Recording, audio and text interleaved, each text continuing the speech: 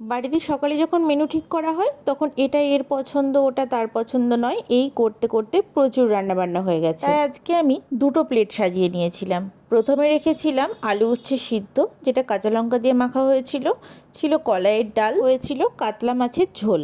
মাছের মধ্যে আমার কাতলা মাছটা খেতে বেশ ভালো লাগে, তার মধ্যে তেল ভর্তি পেটির পিসটা থাকলে খাওয়াটা আরও তৃপ্তি সহকারে হয়। ডালের সাথে খাওয়ার জন্য এক পিস মাছ ভাজা নিয়ে নিয়েছিলাম। আমাদের বাড়িতে কলাইয়ের ডালটা খেতে মোটামুটি সকলেই পছন্দ করে। এত কিছু রান্না হয়েছে, তার মধ্যে ভাজাভুজি আলাদা করে কিছু রাখা হয়নি। বাদবাকি পদগুলো দিয়ে আমি আরেকটা প্লেট সাজিয়ে নিলাম গরম ভাত। এটা ছিল বোয়াল মাছ। বোয়াল মাছ খেতে আমার একদমই ভালো লাগে না। এটা ছিল গাটি কচু, বেগুন আরও অন্যান্য সবজি দিয়ে পুঁই শাক।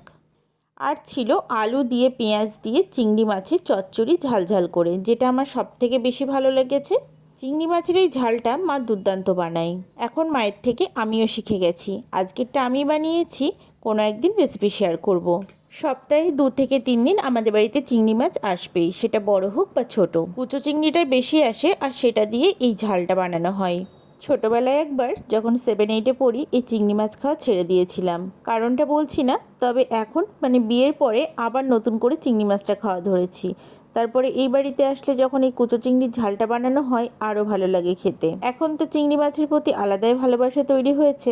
এত কিছু রান্নাবান্নার মধ্যে আমি খেয়েছিলাম ওই চিংড়ি মাছের ঝাল আর কলাইয়ের ডাল দিয়ে এই মাছ ভাজাটা। ডালের সাথে গরম মাছ ভাজার কম্বিনেশন আমার কাছে শ্রেষ্ঠ খাবার বলে মনে হয়।